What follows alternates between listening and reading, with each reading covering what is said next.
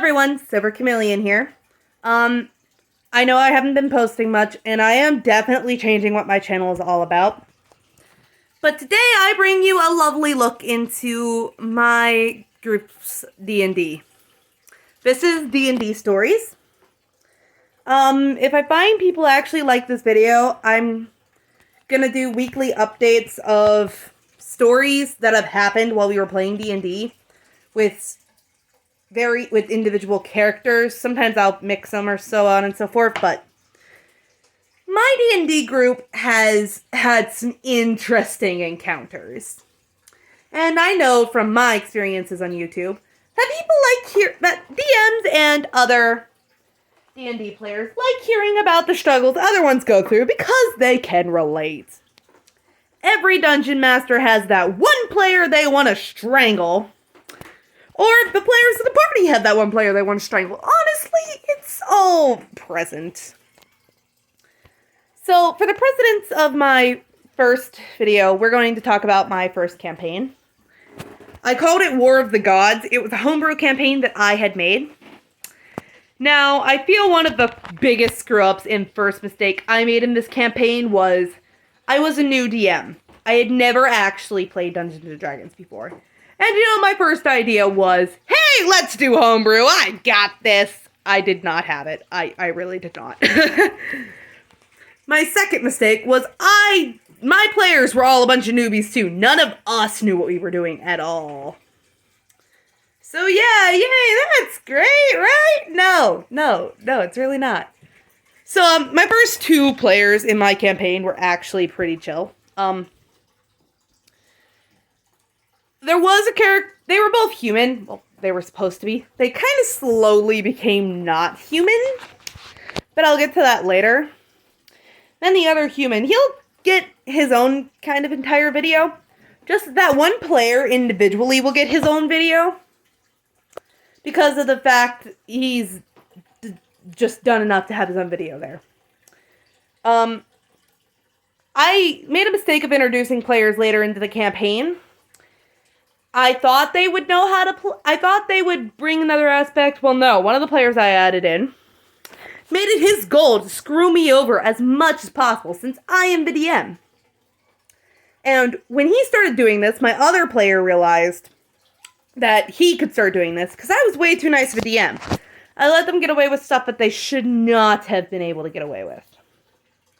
I should have nuked the character, but I did not. And then, the fourth player I added in was just hell incarnate. Her name was Yen. But for this video, we're going to focus on Perry and Andrew. So those were the names of the two characters. So Andrew was one of my original characters in the campaign. He was a human. The reason I says was is because I made a slip up when the campaign started. He had a cloak. And Andrew wore this cloak. And he started going around collecting things. Like anytime they cut the arm off of something, he would collect the disembodied arm, or literally any body part. I don't know why he did this. I don't know why he wanted to do this, but he did. And let me tell you, yikes. So my brother-in-law, who is an experienced dungeon master, yelled at me for doing this. He's like, you can't do this, that's void cloak, or whatever the hell, and I'm like, fine, there's just a pocket dimension to the cloak. Yeah, I didn't realize that's a level 20 item, and you're not supposed to let brand new players use this stuff, because again, new DM. So that one was completely on me. And then, there was Perry the Parasite. Yeah, that just sounds terrible, doesn't it? Perry the Parasite was a player of one of my friend that I introduced later in the campaign. He begged me to let him be a parasite. I'm like, oh, okay, how bad could this be?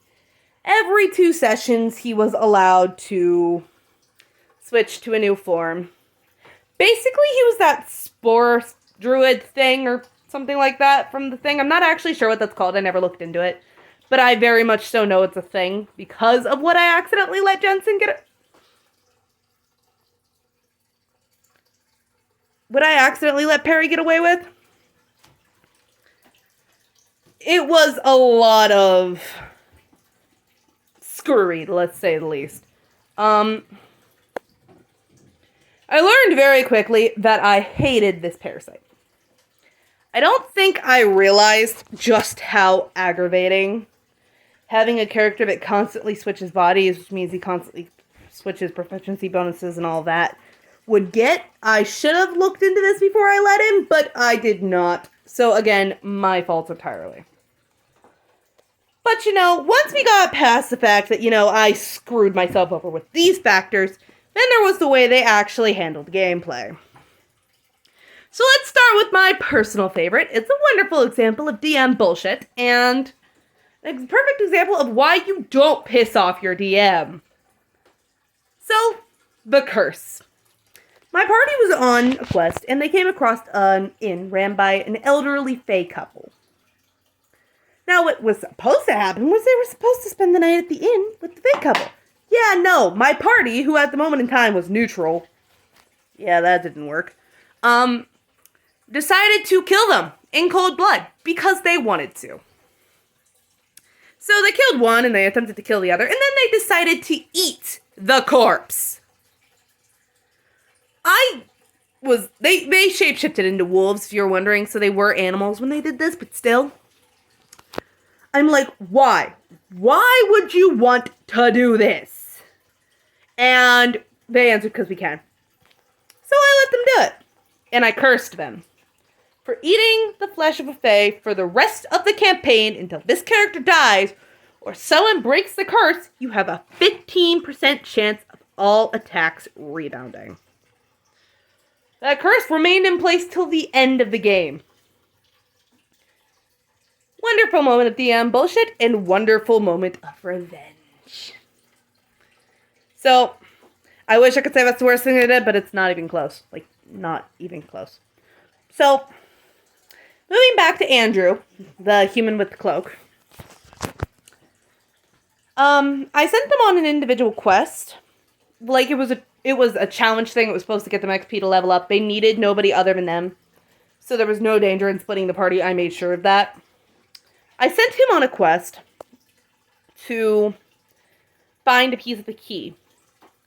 And in the room, he had a challenge that was 3 fairy knights. Each one had an affinity for a different element. They were sitting there in their pixie form. They told him, choose the one to be your opponent, and you shall fight her. If you win, you shall advance. If you lose, you die. Basic D&D stuff. So instead of challenging a pixie, he tries to step on them, therefore pissing off all 3 of the knights. So he kills they all transform into their fairy form and start fighting. So the first one dies. Second one backs off. Third one, I want to seduce her. I'm like, why? Just why? So he rolls a d20. I wasn't aware there was and he rolled a nat 20. I wasn't aware there was a homebrew rule that could actually, prevent this from happening. My party really loved the seduce roll after this. Oh. So once this happened, the fairy just kind of stuck around with him. She actually ended up getting pregnant and had his child in the campaign. And because the child was a complete accident, I actually made it an important plot point earlier in the game. And I love how that plot point literally did nothing to progress the plot. But we'll get more to that later. Right now I want to tell you about Perry's death. So, Perry started his descent when we went on the Christmas quest, because my friends insisted I do one. So I did as close to a Christmas one as my universe could get. And I sent them to this forest of suffocation and misery to find a tree. Yeah, you can just tell by emotions towards my party at this point in time. So I tell them that the trees surrounding the forest are poisonous. And Perry decides to lick the tree. Despite me telling him it's poisonous. His tongue swells up. He licks it a second time. His tongue falls off. I told him not to. I really did. But my party encouraged it. So while we were in this forest, we had to cut the session into 2. And during the second half, he wasn't there, and he gave control to another one of the players. This ended up screwing him, actually. Because he had to change bodies, he ended up trapped in a body of a crystal squirrel. And 2 quests later, he actually died because we went to the wind capital, and the idiot tied himself to a parachute. Strong winds picked him up. I asked the party if they wanted to save him. They all said no, and one said, in this exact words, "Nah, he's being an asshole today. I'm gonna let him die." And then his new character, in absolute bullshit, came up, took his head, put on a staff, and left. And became his new character. I'm not kidding. That's literally what happened. His second new character actually refused to die unless I dropped an anvil on him. That one's name was Harry. Very bad knockoff of Harry Potter. It was a wizard. My mother's fault, actually. I will explain that in a later video. So, that character refused to die unless I dropped an anvil on it. So, I had a Hydra drop an anvil on its head. And on to Andrew. Andrew was actually the only character in my campaign that lasted the longest. As I said, his daughter became an important plot point within the game. She was supposed to be the NPC that gave them all their quests and stuff, was actually a ghost. And all that, and was the actual villain of the game.